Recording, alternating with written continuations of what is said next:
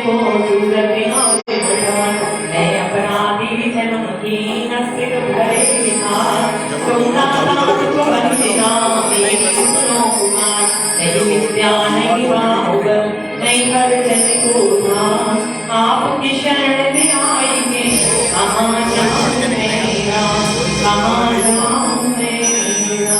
बोलो सियावर रामचंद्र भगवान की, शंकर भगवान की, अम्बे मात की, सतगुरुदेव भगवान। राधे कृष्ण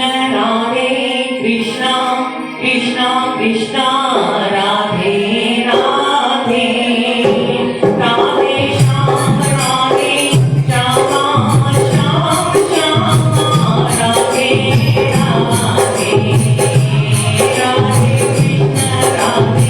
कृष्ण कृष्ण राधे राधे, राधे श्याम श्याम श्याम राधे राधे।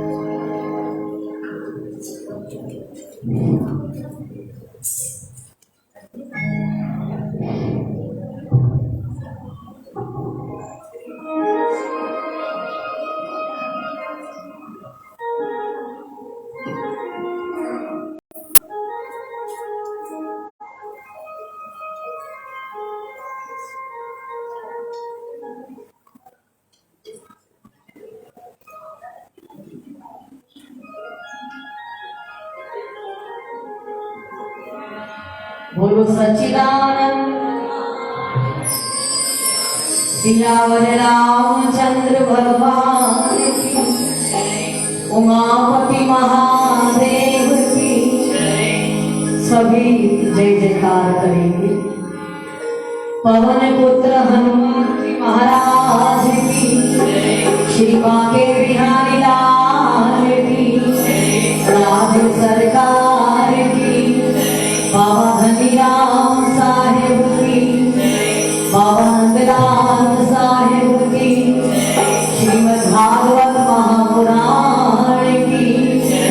जयकारा शेरावाली का। आयो लाल सबई जाओ, आयो लाल सबई जाओ। हरि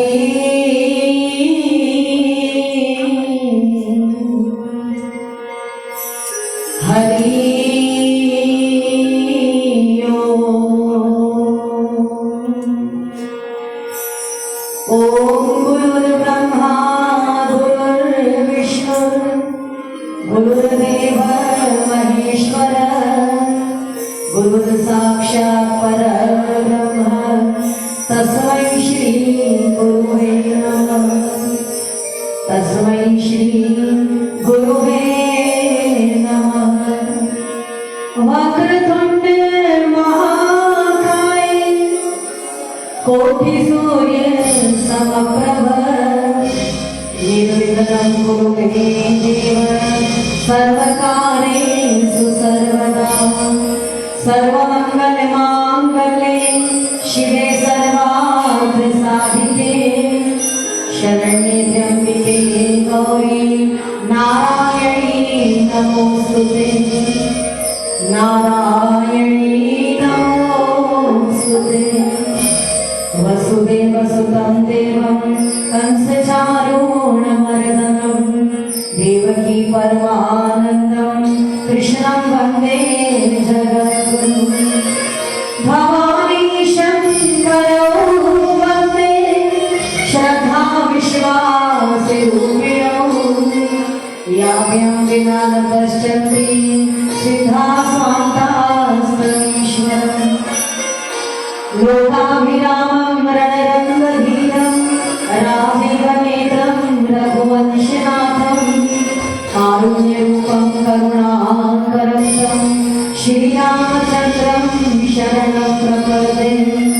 मनोजवं मारुततुल्यवेगं, जितेन्द्रियं बुद्धिमतां वरिष्ठं, वातात्मजं वानरयूथमुख्यं, श्रीरामदूतं शरणं प्रपद्ये, श्रीरामदूतं शरणं प्रपद्ये। ध्येयं सदा परिभवग्नमभीष्टदोहं, तीर्थास्पदं शिवविरञ्चितं शरण्यं, प्रत्यार्थिनं प्रणतकालभवत्रिपूतं, वन्दे महापुरुषते चरणारविन्दम्। चरणारविन्दं चरणारविन्दं चरणारविन्दं चरणारविन्दं। श्री राम राम राम राम। बोलो सच्चिदानंद भगवान की, संतीश्वर प्रेम जी महाराज की, माता कृष्णमयी जी की, भगवान भोलानाथ जी महाराज की, सद्गुरु महाराज भक्ति प्रिया जी की, बाबा धनेश्वर महादेव की।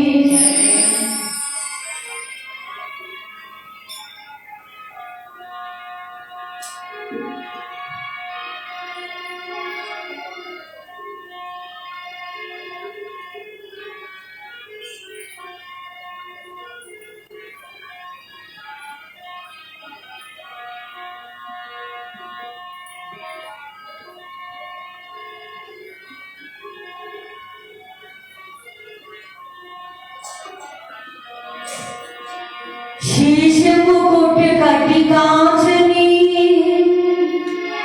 कर मुरली उर्माल, यह बन के मोर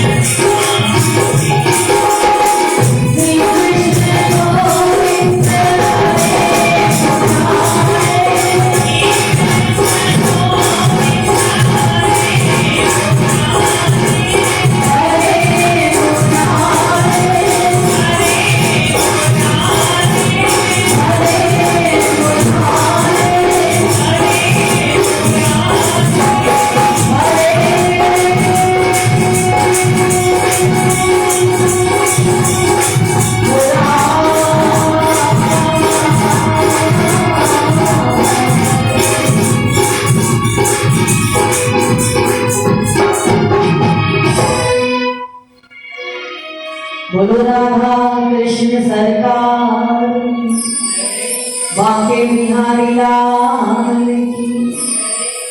हंस वाहिनी जगत व्यापिनी वाणी माँ करुणामयी कल्याण करे कल्याणी माँ। हंस वाहिनी जगत व्यापिनी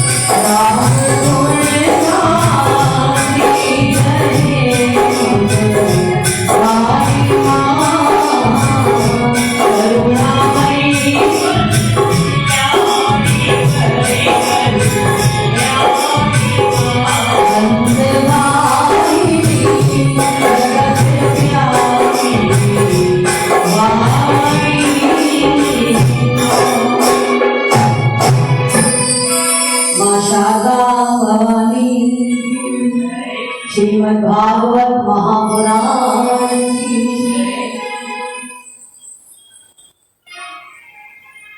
श्रद्धे उपस्थित सज्जन, बाबा धनेश्वर महादेव के चरणारविंदों में हम सभी लोग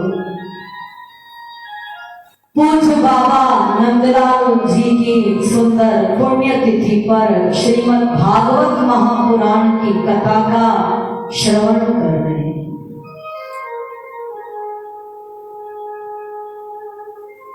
श्रीमद् भागवत कथा सबको नहीं मिलती है, देवताओं को भी दुर्लभ है और मनुष्य को भी दुर्लभ है। जब भगवान की कृपा होती है तो मनुष्य को भागवत महापुराण की कथा श्रवण का सुंदर फल प्राप्त होता है। श्री गंगा जी का तट, शुकदेव मुनि राजा परीक्षित को ये अमृत रस पिलाते और वही कथा नैमिषारण्य में सूत जी महाराज शौनक आदि ऋषिश्वरों को बताते। भगवान के 24 अवतार, समय समय पर भगवान अंश कला से, पूर्ण कला से इस धरती धरा पर आते हैं और धर्म की स्थापना करते हैं और अधर्म का नाश करते हैं। भगवान ने सनकादिक ऋषिश्वरों का अवतार लिया और ब्रह्मचर्य सुंदर धर्म की उन्होंने स्थापना किया। देवर्षि नारद का अवतार लिया और भक्ति किस तरह से की जाती है ये इस अवतार में बताया। वेदव्यास बनकर उन्होंने समस्त पुराणों की, शास्त्रों की रचना की। वाराह नारायण बनकर उन्होंने पृथ्वी को रसातल से लाकर अपने यथा स्थान पर रखा और सुंदर भगवान बड़े प्यार के साथ नर नारायण का अवतार लेके आए। राजा पृथु बनकर पृथ्वी का उन्होंने दोहन किया। ऋषभ बन करके आए, परमहंस किए, सुंदर सिद्धांतों को बतलाया। कपिल भगवान बन करके आए जिन्होंने सांख्य शास्त्र का उपदेश दिया। भगवान दत्तात्रेय बन करके आए, सुंदर देवहूति की कन्या अनुसुईया, उनका विवाह अत्रि ऋषि के साथ हुआ। तो उनके पिता ब्रह्मा जी ने कहा संसार की रचना में प्रवृत्त हो जाओ। अत्रि ऋषि ने कई वर्ष तक कठिन तप किया। उनके शिरोभाग से सुंदर तप की ज्वाला निकली। जब तप की ज्वाला निकली तो ब्रह्मा विष्णु महेश तीनों ही प्रकट हो जाते हैं और अत्रि ने बड़े प्यार के साथ प्रणाम किया और तीनों ही सुंदर भगवानों ने कहा मुनीश्वर जो मांगना चाहो। बोले हम तो आए थे आपसे सुंदर एक भगवान को प्रसन्न, यहाँ तो तीनों भगवान प्रसन्न। बोले ऐसा है अब हम अपने अपने अंश से आपके यहाँ तीनों जन्म लेकर के आएंगे। ब्रह्मा जी उनके यहाँ चंद्रदेव बन करके आते हैं और सुंदर भगवान शंकर का अंश दुर्वासा के रूप में हुआ और भगवान विष्णु का अंश सुंदर दत्तात्रेय के रूप में हुआ। इस तरह भगवान कृष्ण, भगवान विष्णु दत्तात्रेय बन करके आए। बोलो दत्त भगवान की, दत्त महाराज की। और आज भी गुरुवार के दिन ये विष्णु के अंश हैं, इसलिए दत्त भगवान की पूजा की जाती है। इस तरह भगवान सुंदर प्रिय व्रत का वंश कल सुना। उत्तम पाद का सुंदर हम लोगों ने वंश वर्णन सुना विस्तार के साथ। पुनः खगोल, भूगोल, राशि और ग्रह, नक्षत्र, नरक, राजन, जो मनुष्य जैसा कर्म करता है उसको वैसा फल मिलता है। अगर हम इंसान चोले को प्राप्त करके अच्छा कर्म करते हैं उसको स्वर्ग के सुख प्राप्त होते हैं और जो मनुष्य गलत कर्म करते हैं उनको नारकीय दुख प्राप्त होते हैं। मरने के बाद उनको नरक की यातना मिलती है। परीक्षित ने सवाल किया मुनीश्वर नरक कितने प्रकार के होते हैं? बोले 28 प्रकार के नरक होते हैं। जो बड़े बड़े महापातक करने वाले हैं, बड़े बड़े महापातक कौन से हैं? सर्वप्रथम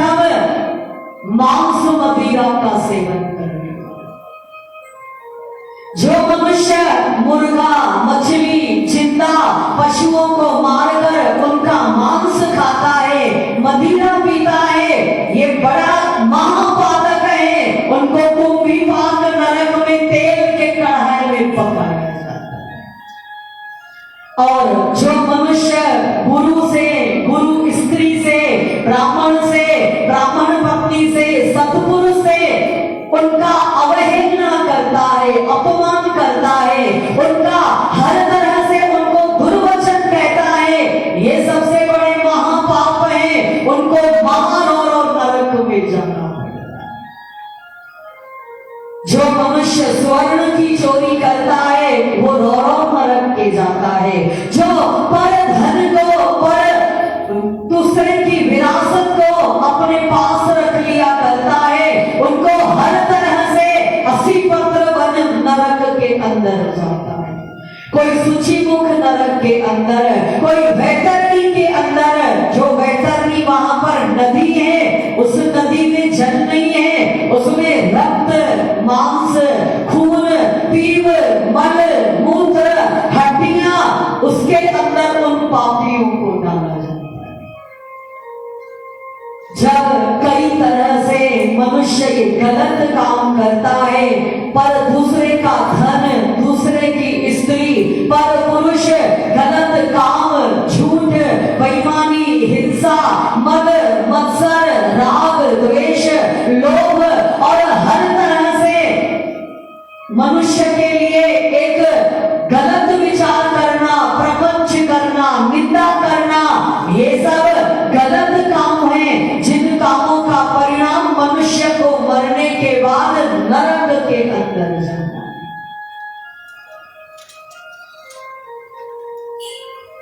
शुकदेव मुनि जब राजा परीक्षित को नरकीय और नारकीय जीवों की गति बतलाते हैं तो परीक्षित भयभीत से हो जाते। क्यों भयभीत होते हैं? क्योंकि मैंने भी एक ब्राह्मण के गले में मरा हुआ सर्प डाला और मुझे नरक प्राप्त होगा। इस तरह उनके अंदर भय उत्पन्न होता है। बड़े प्यार के साथ शुकदेव मुनि को प्रणाम किया और बड़े प्यार से कहा, मुनीश्वर ऐसा कोई साधन बतलाइए, ऐसा कोई उपाय बतलाइए जिससे मनुष्य जीते जी अपने पापों का प्रायश्चित कर ले और उसको मरने के बाद नरक में न जाना पड़े। वो कुछ साधन बतलाओ जीते जी प्रायश्चित कर। शुकदेव मुनि कहते हैं, हे राजा परीक्षित, मनुष्य मन वचन कर्म से पाप करता है। 3 तरह से पाप करता है, एक मन से, एक वाणी से और एक अपने कर्म से। और मन वचन कर्म से वो असंख्य पाप करते हैं। कुछ लोग क्या बोलते हैं, हम कभी भी किसी को गलत शब्द नहीं बोलते हैं तो मन हमारा गलत बोलता है।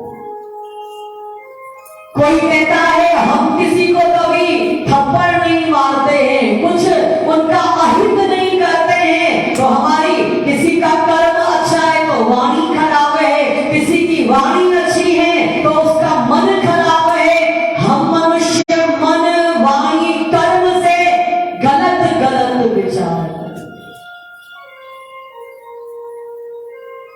राजन, मनुष्य मन, वाणी, कर्म से असंख्य पाप करता है, अनंत पाप करता है और उसका प्रायश्चित भी करता है। लेकिन प्रायश्चित इस तरह से करता है जैसे एक हाथी का स्नान हुआ।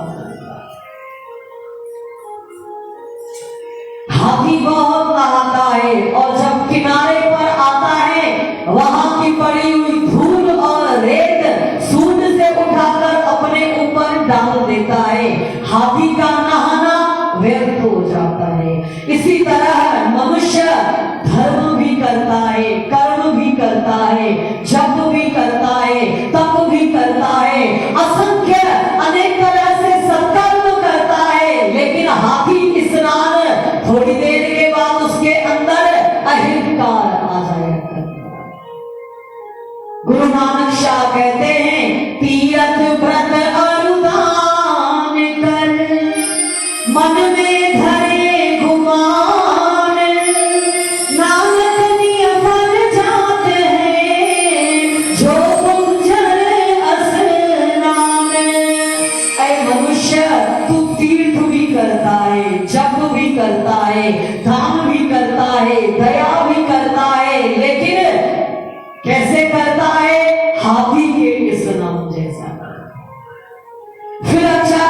किया, फिर पाप कर्म किया, फिर पुण्य कर्म किया, फिर पाप की कर्म किया। हे राजन, हर मनुष्य को चाहिए अपने जीवन के अंदर सावधानी से, सजगता से अपने पापों की गुरुता और लघुता पर विचार करे और विचार करके अपने मरने से पहले, रोग आने से पहले अपने को शुद्ध बुद्ध बना। ध्यान से सुने, हर मनुष्य को चाहिए, अगर उसको नरक नहीं जाना है तो अपने जीते जी सावधानी के साथ, सजगता के साथ अपने किए हुए पापों की गुरुता, जो बड़े पाप किए हैं उन पर विचार करें, जो छोटे पाप किए हैं उन पर विचार करें और बड़े सावधानी के साथ प्रायश्चित करें। इससे उसको बुढ़ापे में सुख मिलेगा और बुढ़ापे में उसको रोग नहीं आएगा।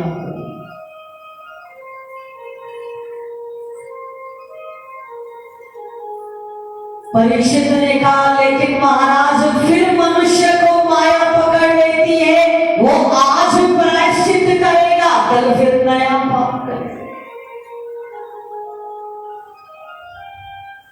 बोले ऐसा है परीक्षित, कर्म से कर्म का निर्बीज नाश नहीं होता, क्योंकि कर्म का आधार है अज्ञान।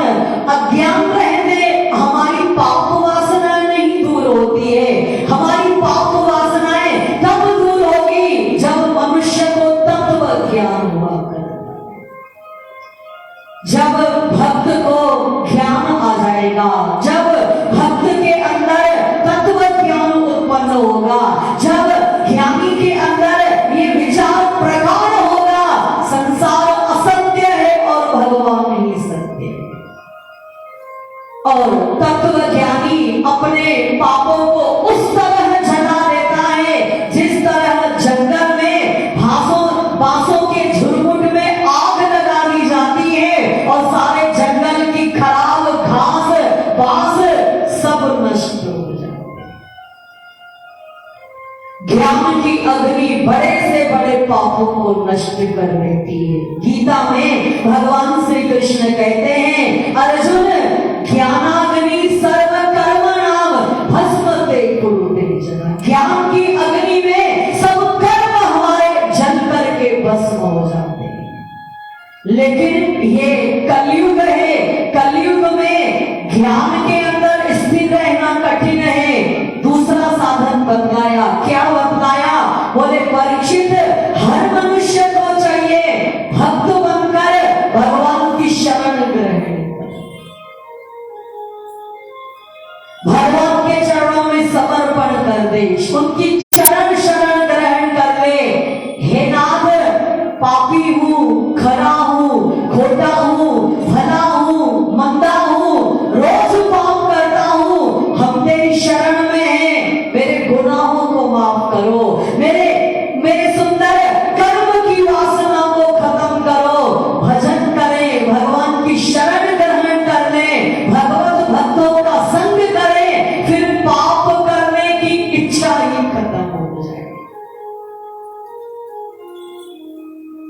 और ये सही बात है, अगर हम अच्छी संगति में रहेंगे, भगवान की शरण में रहेंगे, तो पाप करने की इच्छा ही नहीं होगी। कैसे? जैसे सूर्य का उदय होगा, अंधकार अपने आप खत्म हो जाए, उसी तरह भगवान सुंदर सूर्य के समान है, उनकी हमने शरण ले लिया, अपने आप हमारे सारे अंधकार खत्म हो जाए। और हे राजा परीक्षित, पापी अगर अपने जीवन में भगवान के चरणों में आत्मसमर्पण कर दे, भगवान के प्रति अपने को समर्पित कर दे, भगवत भक्तों का सहारा ले ले, तो उसको मरने के बाद नरक तो क्या, उसको जीते जी भी स्वप्न में भी यम के दूत कभी नहीं आते।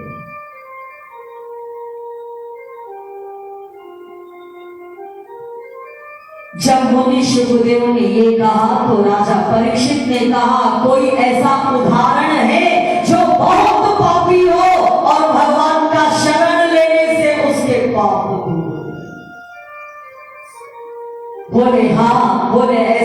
परीक्षित अजामिल नाम का एक ब्राह्मण है। वो ब्राह्मण धर्मात्मा है, जितेंद्रिय है, धर्म करने वाला है, भगवान का भजन करता है, नित्य यज्ञ करता है। काफी समय उसके जीवन का निकल गया अजामिल का, और एक दिन अजामिल जंगल में जब यज्ञ की संविधा लेने के लिए गया, उसकी निगाह गई एक शूद्र स्त्री के साथ बैठा हुआ, और वो उस स्त्री के साथ पापाचार करना। जब अजामिल ने उस स्त्री को देखा, स्त्री बड़ी ही सुंदर थी, खड़े हो गए, उस स्त्री की सुंदरता को निहारा। उस स्त्री की जब सुंदरता को देखा, उसको बहुत अच्छा लगा, और स्त्री के उस सुंदर चेहरे को अपने मन में रखकर वो अपनी कुटिया के अंदर आ।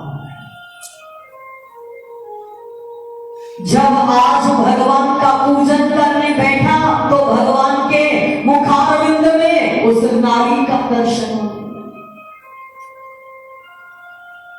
क्योंकि पाप हमारी आंख के अंदर से प्रवेश करता है, पुण्य भी हमारी आंखों से जाता है, पाप भी हमारी आंखों से जाता है। हमारे इन आंख सबसे बड़े दरवाजे हमारी आंखें हैं, इन आंखों से ही रावण अंदर जाएगा, राम अंदर जाएगा। अबे हमारी अपनी सुंदर स्वभाव है, हम अपनी आंखों के दरवाजे से राम को अंदर जाने दे रहे हैं कि रावण को जाने दे रहे हैं।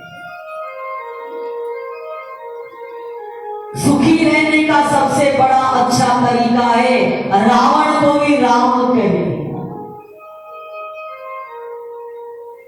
क्योंकि जीवन के इस सफर के अंदर कलयुग है, दुष्ट लोग ज्यादा मिलेंगे, पापी ज्यादा मिलेंगे, जीवन से हटाने वाले बहुत मिलेंगे, दुर्वचन सुनाने वाले मिलेंगे, रावण की मनोवृत्ति वाले ज्यादा मिलेंगे। अगर अपना जीवन अच्छा बनाना है तो उन मार्ग में आने वाले रावणों को भी राम कहा करो। राम भगवान की जय और कृष्ण भगवान। एक ही तरीका है, गलत को गलत मत कहो, नजरें बदल दो तो नजारे बदल जाए। अजामिल के आज सुंदर आंखों के रास्ते से उस नारी का चेहरा आ गया, और भजन में आज मन नहीं लगा। बहुत उन्होंने अपने आप को हटाने का प्रयास किया, लेकिन असफल रहे, क्योंकि भगवान की माया पीछा नहीं छोड़ती है। भक्त अगर असावधान होगा और माया अंदर चली गई। फिर दूसरे दिन आए जंगल में, फिर उसी वेश्या को देखा, फिर तीसरे दिन आए, एक सप्ताह बीत गया। आखिर वेश्या को धन जेवर देकर बहला फुसला करके वो अपने घर में लेकर के आते। जब घर में लेकर के आए, ब्राह्मण का ब्रह्मत्व खत्म, पुण्यात्मा पापात्मा हो गया एक सप्ताह के अंदर। इसलिए हर दुष्ट गलत संग से बहुत बचना चाहिए।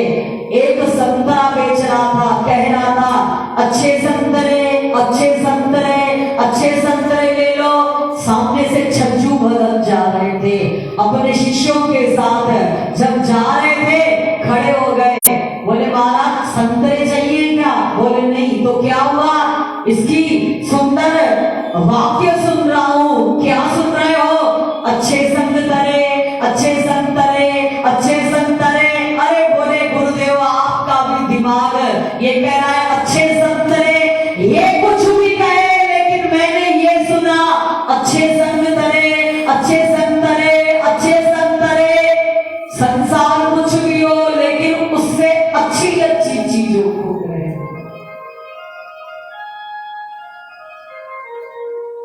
अजामिल उस वेश्या को अपने घर ले आया और पापाचार करने लगा, हत्या करता है, हिंसा करता है। चोरी करता है, किसी को मारता है, धन ले आता है, वेश्या का पेट भरता है। जीवन के 86 वर्ष बीत जाते हैं,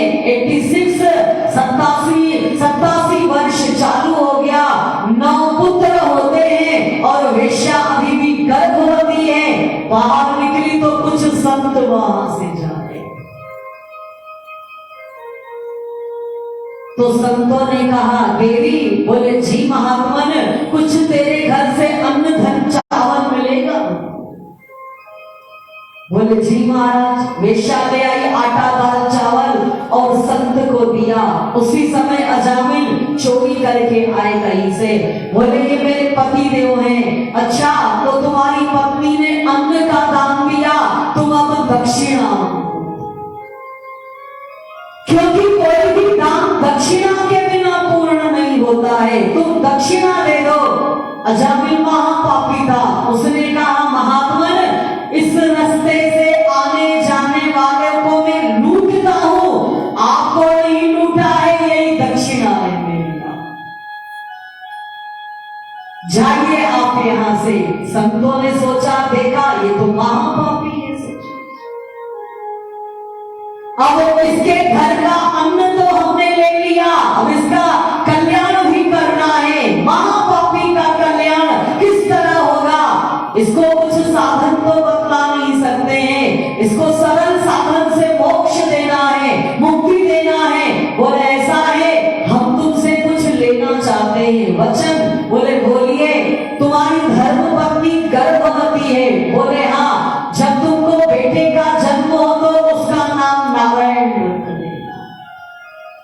क्या नाम रखना? नारायण नाम। बोले चलो ठीक है, वचन। बोले हाँ वचन। संत जन प्रसन्न हो गए, इसका उद्धार भगवान का नाम लेने से हो जाए।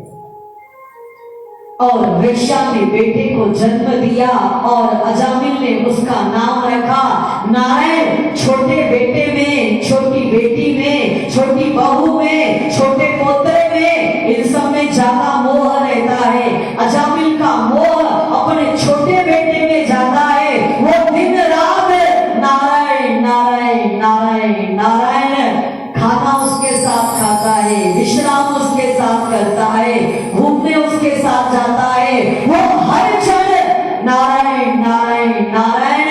और एक दिन काल उसके सर पर आ जाता है। अजामिल सोया हुआ है और काल आ जाता है। काल कब आएगा ये किसको भी मालूम नहीं रहता है। हो सकता है कभी कभी आप कहते हो ना, चाय पी रहा था और वहीं पर गर्दन उसकी गिर जाए। कोई अभी अभी खड़ा था, अभी अभी मर गया। कोई रात को देखा, सुबह नहीं है। काल किसी की प्रतीक्षा नहीं करता है, भैया तेरे काम करने फिर चलेंगे।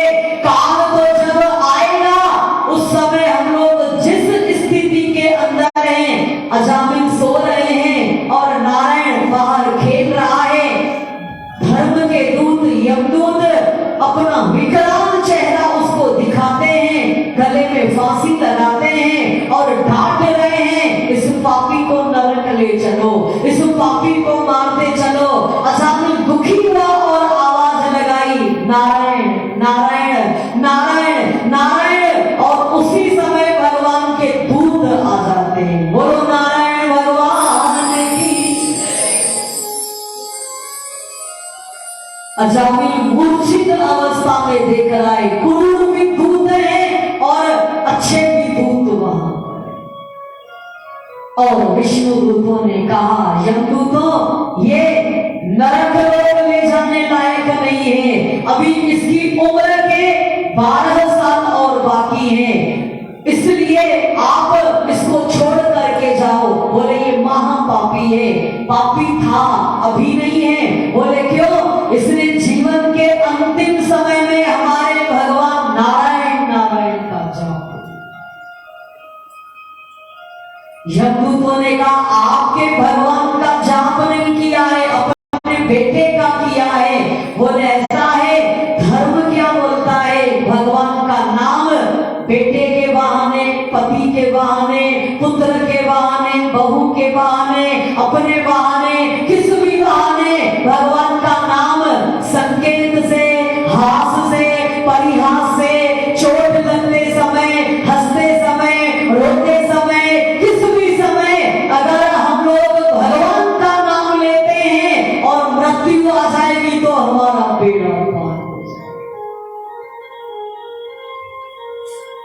लेकिन हम लोग क्या बोलते हैं, गिर गए तो हाय हाय हाय, दिन भर हम लोग हाय हाय हाय हाय कहते हैं।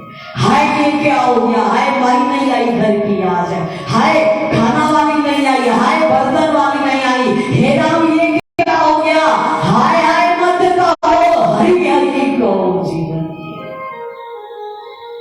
हे हरि हरि हरि, जो हमारे पापों का हरण करता है वो हरि हरि।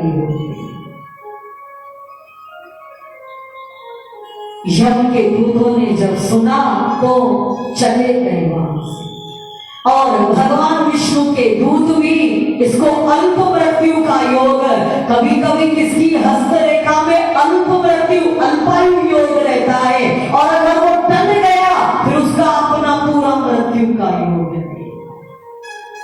अजामिल का अल्प मृत्यु का योग था, वो टल गया, भगवान विष्णु के दूत चले गए अल्पायु, और अजामिल थोड़ा स्वस्थ हुआ। जब स्वस्थ हुआ उसको वही याद आ रहा है, वही विष्णु दूत, वही यमदूत, हे राम अगर मेरी मृत्यु होगी तो हमें जीवन भर में किराया तो भगवान को कुछ भी नहीं, कुछ नहीं किराया दिया है, ये मिट्टी का मटका है, ये कभी भी टूटेगा, इसका किराया क्या करना है, इसका किराया भगवान का नाम धन, वो भगवान को किराया देगा। इसलिए भक्त ने गाया है, मिट्टिया जो मटको चार दिया चटको,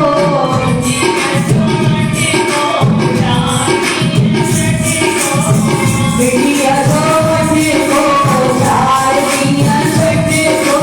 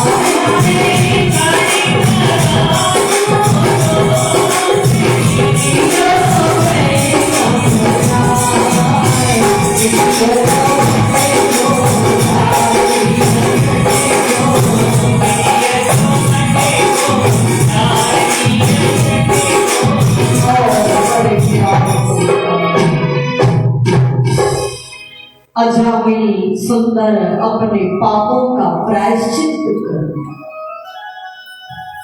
ये क्या, मैंने सारी जिंदगी इस मनुष्य देह ये मटके के समान है, रोज तौला करो इसमें हम मक्खन बन गए कि संसार का कचरा। क्योंकि तौल अगर अच्छी रहेगी तो भगवान के पास जवाब दे सकेंगे, अगर तौल हमारी अच्छी नहीं है तो फिर चार पैर वाले पशु, भूत प्रेत, अनेक तरह से नारकीय यातना। इसलिए बच्चों, संसार के अंदर विचार करें, ये मिट्टी का मटका है, हमको भरना क्या है और हम भर क्या है।